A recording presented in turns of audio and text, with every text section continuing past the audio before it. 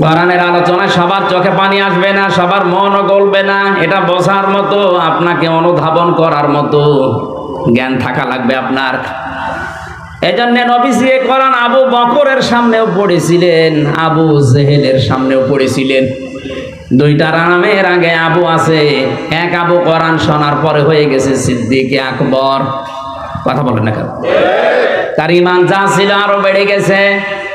আর এক আবু কোরআন শোনার পরে ও সিদ্দিক আকবর হয়নি, ও হয়েছে মোরাক্কাবে আবু জাহেল। ওর নাম ছিল আবুল হাকাম। সেখান থেকে নবীজি পাল্টিয়ে দিয়েছে আবু জেহেল, মূর্খের পিতা। এমন মূর্খ হয়েছিল, কোরআন শুনলে ওর শয়তানি বেড়ে যেত। এই জন্য বোঝার মতো, অনুধাবন করার মতো যোগ্যতা থাকলে আপনারও আবু বকরের মতো ঈমান বাড়বে। এমনিতে আপনার চোখ দিয়ে পানি চলে আসবে, আপনি টেরও পাবেন না। মসজিদে নববীতে অসময়ে বসে হযরতে আবু বকর চোখের পানি ফেলে শিশুর মতো কাঁদছিলেন। নবীজি আসলেন, ডাক দিয়ে বলে, আবু বকর কাঁদো কেন, কি হয়েছে? এ অসময়ে মসজিদে কাঁদো? হযরতে আবু বকর ওই দিন বলেছিলেন, হে রাসূল, আল্লাহ আমাকে মাফ করবে তো? অথচ জান্নাতের সার্টিফিকেট তিনি এই দুনিয়াতে 1 নম্বরে পেয়েছেন। জীবিত অবস্থায় জান্নাতের সার্টিফিকেট যিনি হাতে পেয়েছেন, তিনি অসময়ে মসজিদে বসে বসে চোখের পানি ফেলে শিশুর মতো কাঁদতেছে হাউমাউ করে। হে নবী, আল্লাহ আমাকে মাফ করবে তো? সঙ্গে সঙ্গে কোরআনের আয়াত নাজিল হয়ে গেল, ওয়ালিমান খাফা মাকামা রাব্বিহি জান্নাতান ফাবিআইয়ি আলাই রাব্বিকুমা তুকাদ্দিবান। আল্লাহ পাক বলেন, হে নবী, আমার আবু বকরকে আপনি সুসংবাদ দেন। নিজের অপরাধের কারণে গুনার কথা স্মরণ করে, নিজের ভুলের কারণে যে লোকটা এত বেশি অনুশোচনা করতে পারে, এত বেশি কাঁদতে পারে, আমি আল্লাহ পাক তার জন্য ডবল জান্নাত ঘোষণা করে দিলাম। এজন্য কোরআনের আলোচনায় সবার চোখে পানি আসবেন, এটা বোঝার মতো যোগ্যতা আপনার আগে থাকা লাগবে। আমি আবার বলছি, কোরআন দিয়ে কথা বললেই সত্য কথা বলে। তাহলে আমার এ দেশের অনেক আলেম যারা আছে, কোরআন পড়ে নিজের মন মতো নিয়ে যায়, ওইটা কি সত্য কথা? এই যে একটা তার ভেতরে বললাম, কোরআনের আয়াত পড়ছে, উযকুরুল্লাহ যিকরান কাসীরা, আল্লাহর জিকির করো বেশি পরিমাণে। এই বলে জিকির কিছুক্ষণ করেছে, সুবহানাল্লাহ, আলহামদুলিল্লাহ, আল্লাহু আকবার, লা ইলাহা ইল্লাল্লাহ। এবার শুরু করেছে ইয়া আলী বাবা, শাহ আলী বাবা, দয়াল বাবা, হো হো। একে জিকির না? অত কোরআনের আয়াত পড়েই শুরু করেছিল। আমার মনে হয় বিষয়টা এখনো ক্লিয়ার হতে পারেননি। নবীজির কথা ছিল, মান ক্বালা বিহি সাদাকা, যারা কোরআন দিয়ে কথা বলে এরা কি কথা বলে? কিন্তু কথা বলা লাগবে সত্যি কোরআন দিয়ে। আজ কোরআনের কথা হাজারো মানুষ আয়াত পড়ছে ঠিক, কিন্তু সঠিক কথাটা তুলে ধরে না। এজন্য কাবারও অনেক ইমাম দেখলাম এখন জেলে। যারা তুলে ধরে তারা এখন অধিকাংশই জেলখানায়। কাবা শরীফের মতো জায়গায় 12-13 জন ইমামের প্রায় 4-5 জন বড় বড় যারা, সব এখন জেলখানায় মাটির নিচে। আমাদের দেশে সব নেই। আপনি জেলখানায় গিয়ে দেখেন কত আলেম এখনো কোরআনের হক কথা বলার কারণে পৌঁছতেছে। কোরআনের সঠিক কথাগুলো তুলে ধরতে গিয়ে যারা জেলখানার অন্ধপ্রকোষ্ঠে ফাঁসির ওই কন্টেম সেলের ভেতরে ঢুকে ঢুকে দিন পার করছেন, আপনার লস নেই। আপনি যে ইবাদত করছেন, আমি তো নিজে থেকে দেখলাম, ওই ইবাদত বাংলাদেশের বাইরে থেকে জীবনও সম্ভব না। কারণ বাইরে এসে আমি এখনো পর্যন্ত কোরআনে কারিমকে এই 2 মাসে 2টা খতমও পড়তে পারলাম না। বুঝে পড়া অর্থ কত দূরের কথা। অথচ ওখানে প্রতি 7 দিনে পড়া কোরআন নামাজে আমার একবার শেষ হয়ে যেত, আর বাইরে অর্থ সহ একবার শেষ হয়ে যেত। 24 ঘন্টা আল্লাহ ফ্রি সময় আমাকে দিয়েছিল। আরে 2 মাস 2.5 মাসে একটা সেকেন্ডও বের করতে পারছি না, সব সময় ব্যস্ততার ভেতরে আল্লাহ লুকিয়ে রেখেছে। আমি আবার বলছি, কোরআন দিয়ে কথা বললেই সত্য কথা বলে না, ওটা আবার কথা বলা লাগবে কোরআন দিয়ে। যারা ওয়াবতাগু ইলাইহিল ওয়াসিলা, ওসিলা মানে পীর সাহেব এই ব্যাখ্যা করছে। মাথায় যদি একটুখানি মগজও থাকে আমার মনে হয় আপনিও স্বীকার করবেন এই ব্যাখ্যা ভুল। বলেন বলেন। ওসিলার প্রথম অর্থ কি বললাম? আরো জোরে বলেন। এটা তো আমি বানালাম। দ্বিতীয় অর্থ নবীর সম্মান। এই দুনিয়াতে যারা নেক কাজের ওসিলা দিয়ে দোয়া করেছিল, তাকান তাদের দোয়ার দিকে। নবীজির হাদিস, বিশ্ব নবী ফজরের নামাজ আদায় করে মসজিদে নববীতে ঘুরে বসলেন। খুব খেয়াল করে শুনবেন। আপনি যদি আল্লাহর কাছে দোয়া করতে চান, জীবনের যেই কাজটা আল্লাহর ভয়ে করেছিলেন ওই কাজের ওসিলা দিয়ে দোয়া করবেন, তাড়াতাড়ি কবুল হওয়ার সম্ভাবনা বেশি। তাছাড়া কোন বাবা কোন কবরে শুয়ে আছে, ওই বাবার ওসিলায় আমাকে মাফ করো, বাবা কি অবস্থায় আছে আপনি জানেন? নবীজি জানিয়েছেন কবরে যারা থাকে ওরা সমুদ্রের ভেতরে থাকে। সেই তো বিপদে আসেছে যেই হোক, আর আপনি বলছেন না উনি জান্নাতে পৌঁছে গেছে। কে গ্যারান্টি দিল আপনাকে? মৃত মানুষের নাম নিয়ে আপনি যেভাবে হাই হতাশ করছেন, যেভাবে আশা করে বসে আছেন, আর সেগুলো কাজ কারবার কবরে মাজারে বসে করেন। আমার যতটুকু কোরআনের উপরে বিশ্বাস আমি দেখেছি, শাহজালাল রহমতুল্লাহ আলাইহে, বাইজিদ বোস্তামি রহমতুল্লাহ আলাইহে, এনারা যদি এখন জীবিত হওয়ার সিস্টেম থাকতো, আগে মাজারের খাদেম গুলোকে পিটিয়ে মারতো। কুষ্টিয়ার লালন শাহর মাজারে যেভাবে গাঁজা খাওয়া হয়, ও লোকটা কি ছিল আমি জানি না, কিন্তু ও যদি জীবিত হওয়ার সিস্টেম থাকতো, ও লালন শাহ পর্যন্ত ওই গাঁজাখোরদের পিটিয়ে মাজার থেকে বের করে দিত। কবর নিয়ে মাজার নিয়ে সবচাইতে বেশি ব্যবসা বাংলাদেশ আর ভারতে, পৃথিবীর অন্য কোনো দেশে আমি পাইনি। কতগুলো দেশ ঘুরে আসলাম, কই কোনো জায়গায় কবরের মাজারের ব্যবসা নেই। আপনি কোথায় পেয়েছেন? হাজারো মানুষের সাথে ইনভলভ, এর সাথে জড়িত থেকে নিজের ব্যবসা বাণিজ্য আখের গুছিয়ে নিচ্ছে। সাদা মানুষকে ধোঁকা দিয়ে বোকা বানিয়ে ব্যবসা চালিয়ে যাচ্ছে। নবীজি বললেন নেক কাজের ওসিলা দিয়ে দোয়া করলে যে কবুল হয়। 3 জন যুবক বনি ইসরাইলের পথিমধ্যে রওনা দেওয়ার পরে এই মানুষগুলো বৃষ্টির কবলে পড়ে পাহাড়ে আশ্রয় নিয়েছে। হঠাৎ আল্লাহর ইশারায় উপর থেকে একটা পাথর গড়তে গড়তে ওই মুখে গেছে আটকিয়ে। 3 জন মিলে ধাক্কা দেয়, কিন্তু পাথরটা নড়ে না। শেষ পর্যন্ত ওরা এই বিশ্বাস করেছে যে না আর বাঁচা সম্ভব না, মারা যাব। 3 জন মিলে মনে মনে সিদ্ধান্ত নিচ্ছে মারা তো যাবো, এই জীবনের শেষ দিকে দেখি কিছু করা যায় কিনা। একজন দোয়া করছে, রব্বুল আলামিন আমার জীবনে কিন্তু একটা ভালো কাজ আছে। আমার চাচাতো বোন আমাকে টাকা ধার নিয়েছিল, টাকা ধার চেয়েছিল, তাকে আমি টাকা দেইনি। বিপদে পড়ার কারণে তাকে টাকা দিয়েছিলাম এই শর্তে যে আমার সাথে অবৈধ কাজ করা লাগবে। তাকে আমি নির্জনে নিয়ে অবৈধ কাজে লিপ্ত হব। তার আর আমার মাঝে মাত্র 1 বিঘত ফাঁকা ছিল লজ্জাস্থানে।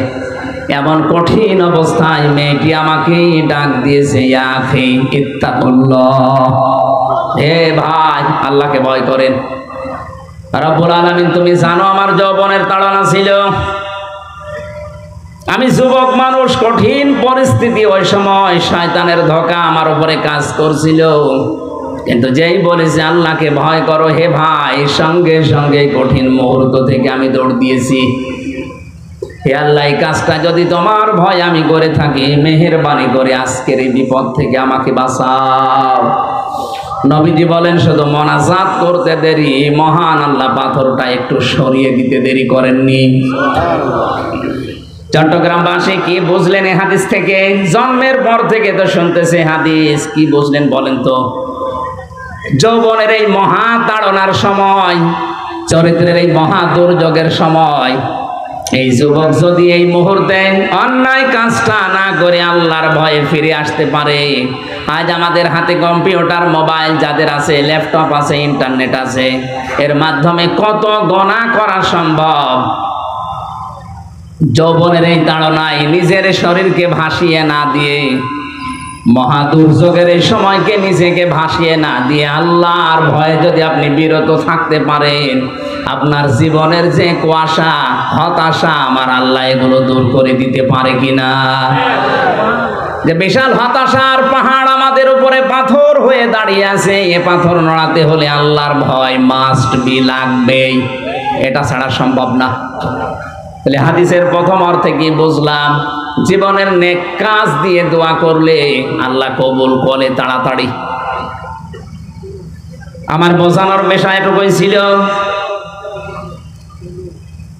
ওসিলা শব্দের অর্থ আল্লাহ নিজে বললেন এটা নেক কাজ, আর আপনি নিজে পীর সাহেব বলে মানুষকে ধোঁকা দিয়ে বোকা বানিয়ে দরবারের কাজ চালিয়ে যাচ্ছেন। কোরআন দিয়ে কথা বললে সত্য কথা বলে, এটা ঠিক কথা বলেন? হ্যাঁ, কথা হওয়া লাগবে, ব্যাখ্যাটা সম্পূর্ণ। বানানো মন গড়া ব্যাখ্যা হলেই দেখবেন ওর ভেতরে ব্যবসার ধান্দা আছে। দ্বিতীয় ব্যক্তি দোয়া করছে, রব্বুল আলামিন আমি একজনকে কাজের লোক নিয়েছিলাম, লোকটা কামলা দিয়ে টাকা পয়সা না নিয়ে চলে গেছে। চিন্তা করলাম এই টাকা যদি আমি আত্মসাৎ করি কেউ কিছু বলবে না, তোমার ভয় আমাকে বাধ্য করেছে। তার এই টাকা দিয়ে আমি একটা মুরগি, একটা ছাগল, এভাবে আস্তে আস্তে ছাগলের একটা পাল বানিয়েছিলাম। 12টা বছর পরে লোকটা এসে বলে, মালিক আমি কিন্তু কাজ করেছিলাম আপনার, কিন্তু টাকা নেইনি, দয়া করে আমার সে টাকা ফেরত দেন। শেষ পর্যন্ত তার টাকা আমি ফেরত দিয়ে দিলাম। শুধু টাকা দেয়নি, বলেছি ছাগলের বিশাল পাল তোমার টাকায় তৈরি নিয়ে যাও। লোকটা প্রথমে আমাকে জিজ্ঞাসা করছে, মালিক আপনি কি আমার সাথে ইয়ারকি আড্ডা করেন, ঠাট্টা করেন? মাত্র হয়তো 500 টাকা আপনার কাছে আমি পাবো, আপনি কি ছাগলের পাল আমারে দিয়ে দেন। হেমাবুল তুমি জানো ওই সময় যদি তাকে 500টা টাকা দিয়েই বিদায় করে দিতাম, ও কিছু টেরও পেত না, বলতো না। কিন্তু তার টাকা দিয়ে যেহেতু এগুলো তৈরি, আর শ্রমিকের ঘাম শুকিয়ে যাওয়ার আগে তার টাকা তার হাতে দেওয়া দরকার। শ্রমিকের মর্যাদা মূল্য এত বেশি দিয়েছেন আল্লাহর নবী বলেন, আল কাসিবু হাবিবুল্লাহ, যারা কাজ করে খায় এরা সাধারণ মানুষ না, এরা আল্লাহর বন্ধু। জোরে বলেন আল্লাহু আকবার। বাংলাদেশে যাদের কোনো কাজ কাম নেই, শুধু বসে বসে খায়, এরা এখন আল্লাহর বন্ধু। এই হাদিসের পুরা উল্টা না? বলেন বলেন। লাকাদ খালাকনাল ইনসানা ফি কাবাদ, আমি মানুষকে বানিয়েছি কষ্টের পরে কষ্ট সহ্য করে। আপনি যদি পরিশ্রম না করেন, কষ্ট না করেন, তা আপনাকে আল্লাহ বানিয়েছে কি খেলা করার জন্য? সুতরাং আজ 48,000 পীরের দরবারে দেশে অধিকাংশ পীরের কোনো কাজ নেই, শুধু দরবারে বসে খাওয়া। ওদের পেট আর জব বা বড় করা ছাড়া কোনো কাজ আমি দেখছি না। ইসলামের শিক্ষা ব্যবস্থার উপরে এত বড় একটা ঝড় বয়ে গেল। আপনি একটা পীরকে দেখান তো যে রাজপথে নেমে 10 লক্ষ মুরিদ নিয়ে এই মিছিল দিয়েছে, যেটা আমরা মানি না, দেখান। কোনো কাজ নেই, কাম নেই, শুধু বসে বসে খাবেন আর আপনি আল্লাহর ওলি দাবি করবেন। আপনাকে আল্লাহর ওলি ভাবাও গোনা। পৃথিবীর কোন নবী এ দুনিয়াতে বসে বসে খাইনি, আমি পাইনি। 25 জন নবীর কথায় দুনিয়ায় কোরআনে কারিমে আল্লাহ দিয়েছেন। প্রত্যেকের জীবনী আমি তাফসীর থেকে পড়ে দেখেছি, প্রতিটি নবী এ দুনিয়াতে কাজ করে খেতেন। হযরতে আদম আলাইহিস সালাম তিনি কৃষি কাজ করে খেতেন। হযরতে দাউদ আলাইহিস সালাম তিনি কামার ছিলেন, লোহা পিটিয়ে সোজা করতেন। আমাদের নবী মুহাম্মদুর রাসূলুল্লাহ তিনিও এই দুনিয়াতে ব্যবসা করে খেয়েছেন, বসে খাননি। আর আমরা এমন অলি হয়ে বসে আছি, কোনো কাজ নেই, শুধু হাদিয়ার উপরে আছি। বলেন সুবহানাল্লাহ, আরো জোরে বলেন নাউজুবিল্লাহ।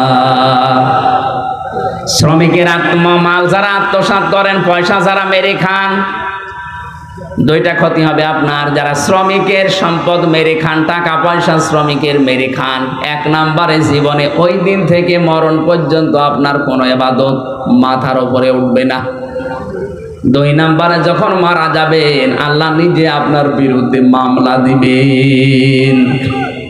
আজ বাংলাদেশের দিকে তাকান, কত মানুষ শ্রমিকের মাল, শ্রমিকের টাকা মেরে খাচ্ছে, ডাইরেক্ট ইনডাইরেক্ট। এক কথা বলেন না কেন?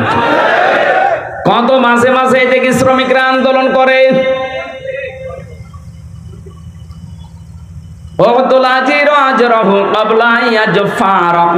শ্রমিকের ঘাম শুকিয়ে যাওয়ার আগে তার টাকা হাতে ধরিয়ে দাও, এ নির্দেশ রাসূলের। কার? অথচ এই কথাটা না মেনে হজ করে আসে, নামাজ পড়ে, রোজা রাখে, তাহাজ্জুদ পড়ে, আর গার্মেন্টসের মালিক হয়ে বসে আছি, শ্রমিকের পয়সা মেরে খায়। শ্রমিকের মাল যারা আত্মসাৎ করেন তারা মামলার আসামি আমির হামজার। বলেন বলেন, কার? বাদী যত বড় হয় মামলা এরকম শক্ত হয়। আমার মামলার বাদী যদি দুনিয়ায় কোনো সলিমদ্দি থাকতো 3 বছর না 3 দিনও আমার জেলে থাকা লাগতো না। কারণ আমি যেখানে চাকরি করতাম আকিজ গ্রুপে, আপনি কয় টাকা নেবেন, টাকা দিয়ে হলো আমার 3 দিনের ভেতরে বের করে ফেলতো। তেমন একজন বাদী, টাকা দিয়ে কাজ হবে?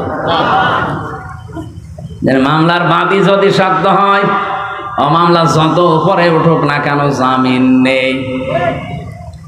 যে মামলা আমারে দিয়েছিল, মামলা তো সিএমএম কোর্টে, ম্যাজিস্ট্রেট কোর্টে জামিন হয়ে যাওয়ার কথা সর্বোচ্চ 3 মাসে, অথচ ম্যাজিস্ট্রেট কোর্ট ফেরত দেয়, জজ কোর্ট ফেরত দেয়, হাই কোর্ট পর্যন্ত বলে না কিছু করার নেই, হাত বাঁধা। বলেন এসরের মধ্যে যদি হয়তো কয় লাখ টাকা নেবে, ওর একটু ভয় ভীতি দেখালে উঠিয়ে যেত। যেমন একজন বাদী, ওরে ভয় ভীতি দেখিয়েও কাজ নেই। হাইকোর্টের বিচারপতিরা পর্যন্ত বলে না, যতক্ষণ পর্যন্ত সিগন্যাল না আসবে ততক্ষণ আমরা সই করতে পারবো না। বলেন সুবহানাল্লাহ। তাহলে মামলার বাদী যত বড় হয় মামলা তত কঠিন। কথা বলেন। শ্রমিকের টাকা যারা মেরে খান এদের বিরুদ্ধে মামলা দায়ের করবে সরাসরি কে? তাহলে মামলা কত বড় আপনি টের পাচ্ছেন। এ হাদিস পড়ার পরে আমার মনে হয় বাংলাদেশে অনেক মানুষ এখন আল্লাহর মামলার আসামি।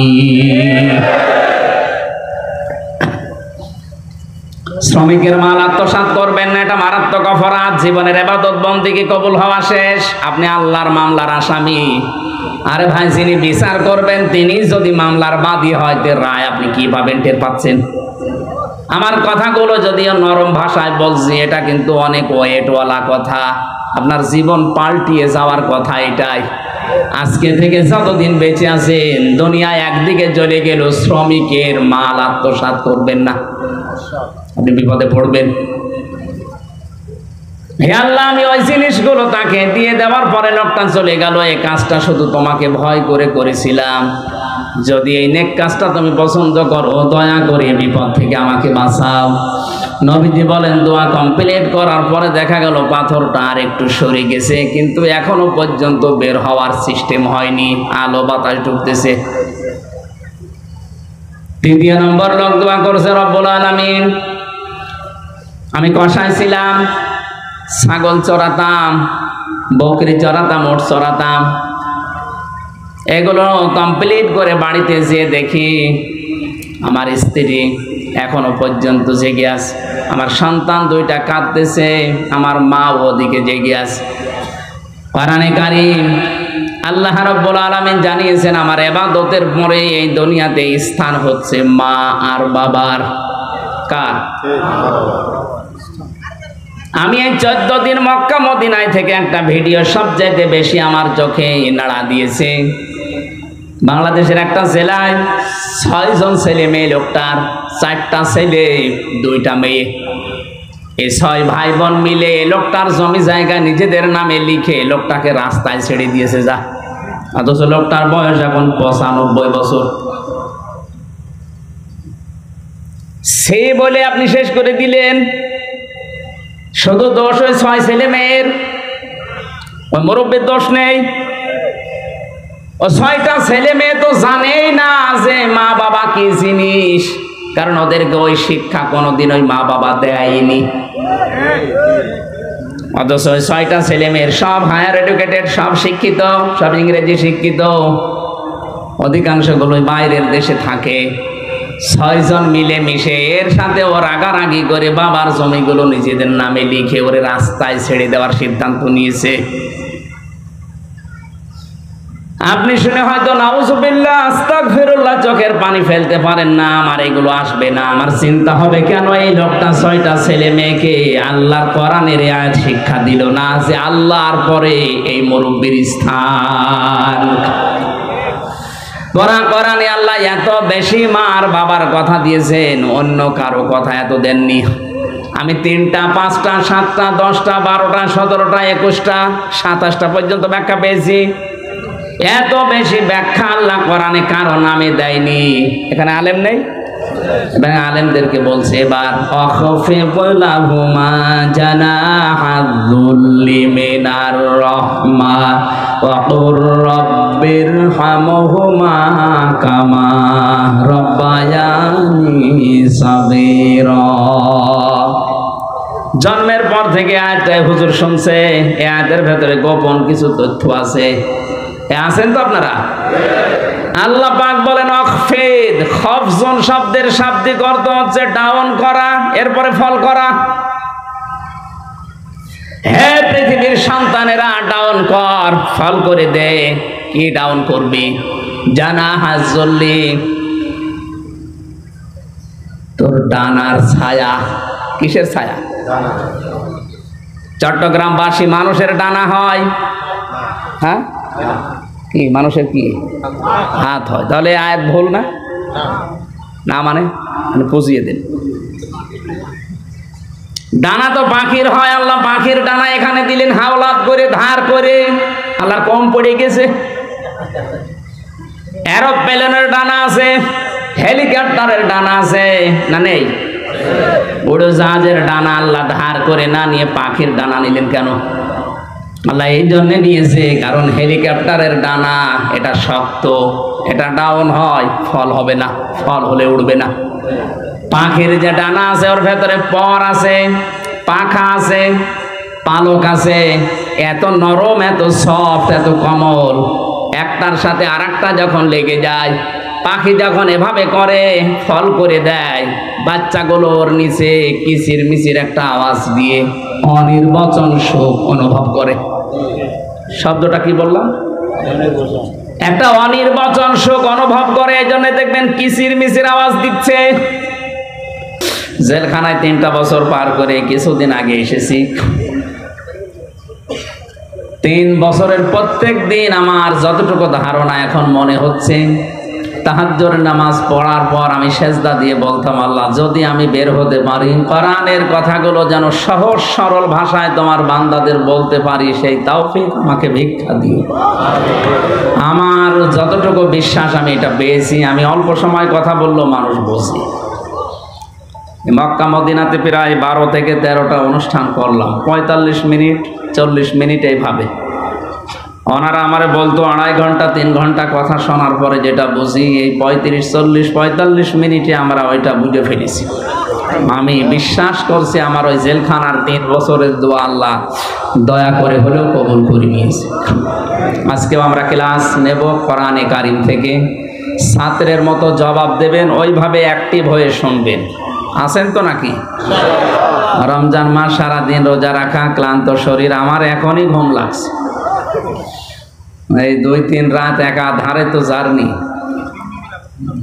বিমানটা আসলে ফ্লাইট লেট করার কারণে এমন একটা সমস্যায় পড়ে গেছি, বাহরাইনে নেমে খুব সমস্যা হয়ে গেছে। বাড়িতে চলে যেতাম, শুধু আপনাদের এই কারণে আমার এই আশা। আমার বউ পর্যন্ত এখন রাগ করছে, তুমি এইটাই করে বেড়াও। এখন কি করবো? এ দাওয়াতগুলো অনেক আগে নেওয়া, এখন না আসলে মানুষও ছাড়ে না, আমিও পারি না। আল্লাহু আকবার। কোরআন শুনতে যারা এসেছি, এখন এটা ইবাদত চলছে। এটা কি বলেন তো? এটা পুরাটা ইবাদত চলছে। আর ইবাদতে কথা বলা যায়, এদিক ওদিকে তাকানো যায়। হ্যাঁ, কুষ্টিয়াতে একবার নামাজ আদায় করছিলাম মাগরিবের দ্বিতীয় রাকাতে বিদ্যুৎ চলে গেল। আমার পাশে যে মুরব্বি দাঁড়িয়ে আছে, নামাজের ভেতরে বলল, আজ যা কারেন্ট চলে গেল। আমি বললাম, নামাজের ভেতরে শব্দ দিল কে?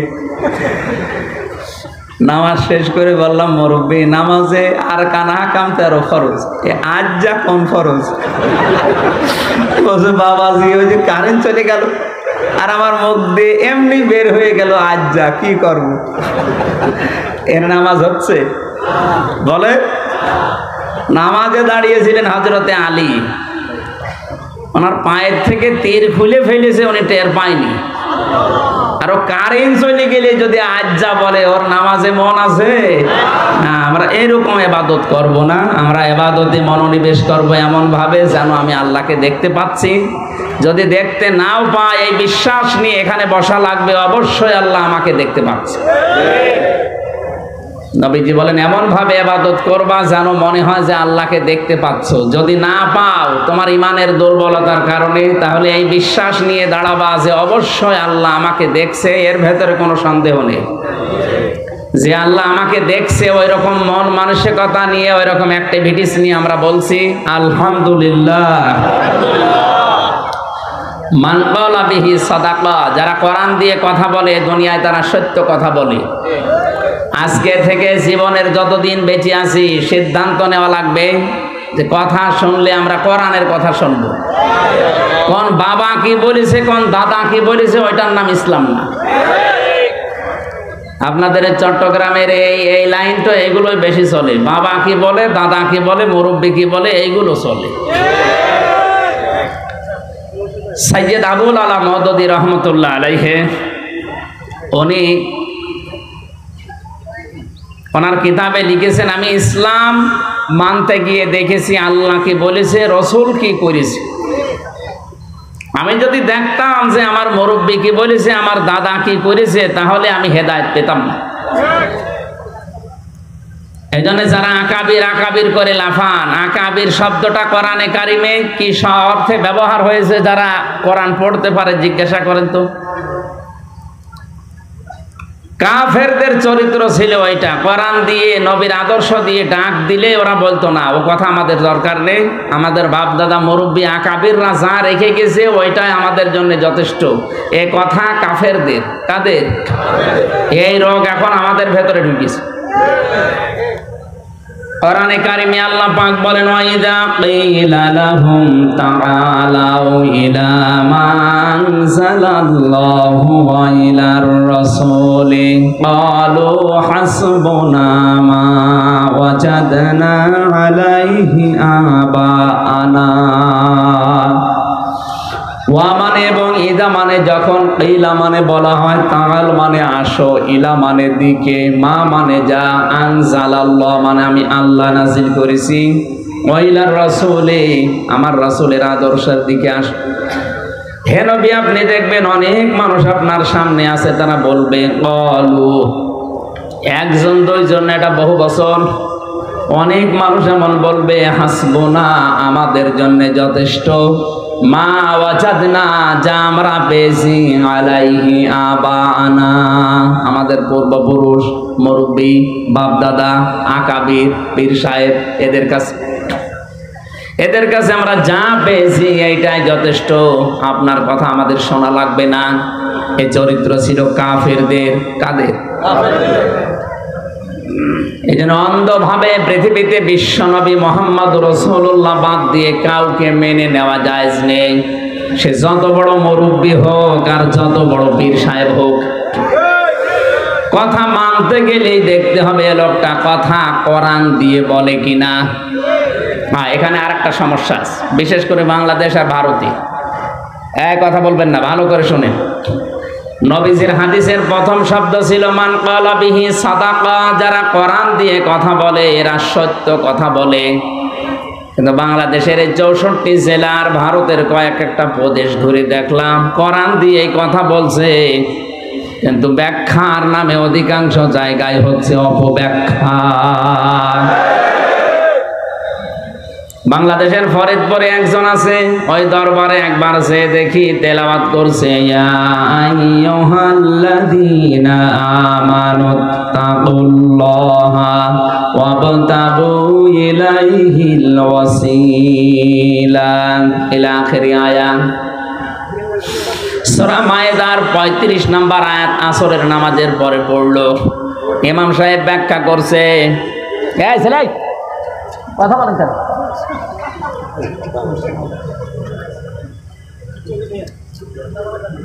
এখানে সমস্যা কি? যান ওখানে যান, তাড়াতাড়ি যান। আপনি এখানে শুয়ে বসুন, আরো বেশি যান যান। বললাম না এটা ক্লাস চলছে, ক্লাসে কথা বলা যায়, অ্যাক্টিভ ভাবে শোনে, আর না হলে মনাদত করে দিস। আমি গতানুগতিক কথা বলি না, জানেন। অনেকে মনে করছে সূরা আল কদর পড়েছে, এ তো আমিও জানি। আপনি জানেন মানে? এর ভেতরে যে তথ্য আছে আপনার বাপ দাদাও জীবনে শোনেন। আমি 1 ঘন্টা কথা বললে অন্তত 50 ঘন্টা ওই আয়াতের উপরে পড়ে আসে। আপনি দেখেন আজকে আয়াত থেকে কি বের হয়, তো শুনবেন তো। বারবার যদি ডিস্টার্ব হয়, আমি তো পড়ে আসা জিনিসগুলো ভুলে যাব, নাকি আমি বানিয়ে বানিয়ে বলবো? এমনি কি ঝামেলা আছে দেখছেন না? কথা যেদিকে নিয়ে যায় ওরা উল্টে অন্যদিকে নিয়ে যায়।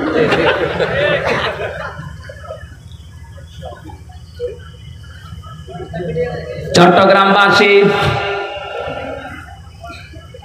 কোরআন কারীম থেকে যে কথাটা বলছিলাম, উনি তেলাওয়াত করার পরে অর্থ করছে, ওহে যারা ইমানের দাবি করো, আল্লাহকে ভয় করো, আর আল্লাহ পর্যন্ত পৌঁছাতে মাধ্যম তালাশ করো, আর এই মাধ্যম হচ্ছে পীর সাহেব। আয়াতের অর্থ হয়েছে। উনি তো কোরআন দিয়ে এই কথা বললেন। এই যে ব্রাহ্মণবাড়িয়ায় যে মাওলানা গুলো কয়েকজন আছে, এনারাও তো কোরআনের আয়াত পড়েই বলে। মানুষ মনে করে কোরআন দিয়ে সুর করে মাওলানা আব্দুল্লাহ আলামিনের মতো কারি সাহেবের তেলাওয়াত, এ মনে হয় এ কোরআনের কথাই। অথচ পীর সাহেব ওসিলা এ শব্দ কোন তাফসিরে আছে আপনি দেখেন তো। 42টার উপরে এখন বাংলাদেশে তাফসির পাওয়া যাচ্ছে। ভার্সিটিতে থাকাকালীন অধিকাংশগুলো এই ওসিলা শব্দ দিয়ে আমি মিলিয়েছি। সব মুফাসসির আয়াতের ব্যাপারে একমত, আল্লাহর দরবারে পৌঁছাতে ওসিলা তালাশ করো। ওসিলা মানে নেক কাজ। ওসিলা মানে কি? এ পৃথিবীতে ওসিলা মানে নেক কাজ, এইটাই তাফসিরের ভাষা। যত বড় বড় মুফাসসিরে দুনিয়া থেকে বিদায় নিয়েছে, যারা তাফসির লিখেছে, তারা কোরআনে কারিমের ওসিলা শব্দের ব্যাখ্যায় নেক কাজ লিখলো, আর আপনি পীর সাহেব বানিয়ে দিলেন নিজের ধান্দা, নিজের ব্যবসা ঠিক রাখার জন্য। এই জন্য বলছি, কোরআন দিয়ে কথা বললে সত্য কথা বলে, হ্যাঁ ঠিক আছে, কিন্তু কোরআনের কথা হওয়া লাগবে কোরআন দিয়ে। আপনি তো কোরআন দিয়ে কথা বলার পরে মন মতো ব্যাখ্যা করছেন। এই জন্য ওইটা বোঝার মতো যোগ্যতা আপনাকে আগে আবার অর্জন করা লাগবে। তাহলে কোরআনের তাফসীর শুনে আপনি নিজেও আনন্দ পাবেন, মজা পাবেন। মসজিদে নববীতে ওই জায়গাটা এখনো পর্যন্ত সবুজ কার্পেট দিয়ে ঘিরে রাখা আছে, যেখানে সাহাবায়ে কেরাম নবীর কণ্ঠে কথা শুনতেন, তাফসীর শুনতেন, হাদিস শুনতেন। আসহাবে সুফফা বলা হয়, খেয়ে না খেয়ে তারা মাসের পরে মাস ওখানে পড়ে থাকতো। তারা বোঝার মতো যোগ্যতা অর্জন করেছিল। খাবার হোক বা না হোক, এই মানুষগুলো ওখানে পড়ে থাকতো। আজও আমরা যদি কোরআনে কারিমের ভাষা শোনার পরে বোঝার মতো যোগ্যতা অর্জন করতে না পারি, আপনি মজাও পাবেন না, আনন্দও পাবেন না। কিছুক্ষণ পরে দেখবেন উঠে চলে যাচ্ছেন। কোরআনে কারীম জানিয়েছে, ওয়াইদা কিসামিউ মা উনজিলা ইলার রাসূলি তারা আয়ুনাহুম তাফিদু মিনাদ দামি'i মিম্মা আরাফু মিনাল হক ইয়াকুলুনা রাব্বানা আমান্না ফাকতুবনা মা'আশ শাহিদিন। সূরা মায়েদা 7 নাম্বার পারার 1 নাম্বার পৃষ্ঠার 1 নাম্বার লাইনে 83 নাম্বার আয়াতে আছে। এটা তাফসিরে ফি জিলালিল কোরআনে পাবেন। সৈয়দ কুতুব রহমাতুল্লাহ আলাইহি জেলখানায় বসে বসে তাফসির লিখেছেন। আল্লাহ পাক বলেন, হে নবী, আপনি যখন কোরআন মানুষকে শোনাবেন, যারা এর মর্মবাণীগুলো উপলব্ধি করার ক্ষমতা রাখে, বোঝার মতো যোগ্যতা যাদের আছে, দেখবেন তাদের চোখ দিয়ে মনের অশান্তি পানি পড়ছে। দোয়া করছি, এটা যেহেতু একটা তাফসিরের ক্লাস, তাফসিরুল কোরআন মাহফিল লিখে দিয়েছেন। ক্লাস যেভাবে করা লাগে কোরআনের, ইনশাআল্লাহ চেষ্টা চালাবো। একটা ক্লাস হয় খুব বেশি না, 40 থেকে 45 মিনিট। বিশ্ববিদ্যালয়ে যখন ছিলাম আমরা দেখেছি যারা ক্লাস নেয় 45 মিনিটের পরে অন্য একটা স্যার এসে হাজির হয়ে যায়। ভার্সিটিতে যারা ক্লাস নেয় ওদের যোগ্যতা নেই, এই জন্য 45 মিনিটে শেষ করে দেয় নাকি? হ্যাঁ, কেন? আমার মনে হয় আমার বিশ্ববিদ্যালয়ে থাকাকালীন ডক্টর জিয়াদ মিশরের, ডক্টর লোকমান স্যার আমাদের কুষ্টিয়া, এই সমস্ত ডক্টরগুলো যখন ক্লাস নিত ওনারা যেভাবে কোরআন বোঝাতে পারে, আমরা সামনে যারা 80 থেকে 82 জন ছেলেরা ছিলাম, আমার যতটুকু ধারণা ডক্টর লোকমান স্যার যদি ওই 45 মিনিট না 45 ঘন্টা একাধারে কোরআন নিয়ে বক্তব্য দেয় কেউ চলে যাবে। হ্যাঁ, বোঝার মতো আবার লোক থাকা লাগবে। আমি স্যারের সাথে মাস্টার্স শেষ করার পরে কয়েকটা মাহফিল করেছিলাম। আমারে বলে, হামজা তুমি আমার পরে ওঠো। কেন? কারণ আমি যে ধাঁচে কথা বলি মানুষ থাকবে না, এটা শুধু ময়দান পড়ে থাকবে। তুমি আমার পরে ওঠো, আমি অন্তত কিছু আধা ঘন্টা 45 মিনিট একটা ক্লাস নিয়ে চলে যা। মানুষ জানি যে ওরা যাবে না, থেকে যাও শেষ পর্যন্ত। এই যে সারাটা জীবন যে লোকটা আমাকে পড়িয়েছে, ডক্টর সাইফুল ইসলাম সিদ্দিকী জামালপুরে, এ স্যারগুলো আগে বলে চলে যেত, কারণ ওনাদের ওই ময়দান আর এই ময়দান আলাদা না। ওখানে যারা আছে সব এক ধাঁচের ছাত্র, আর এখানে 12 বাপের 13 ছেলে, এক একজনের মন এক এক রকম। এখানে এমনও ছাত্র বসে আছে এরে একবার বললে বসে, আর এমনও বসে আছে ওরে 50 বার বললেও আবার জিজ্ঞাসা করে। এইরকম ক্লাস নেওয়া একটু কঠিন। তারপরও আমরা চেষ্টা চালাবো, আল্লাহর তৌফিক কামনা করি। আল্লাহ যেন সহজ সরল ভাষায় কিছু কথা আমার মুখ দিয়ে হেদায়েতের নিয়তে বের করে দেন।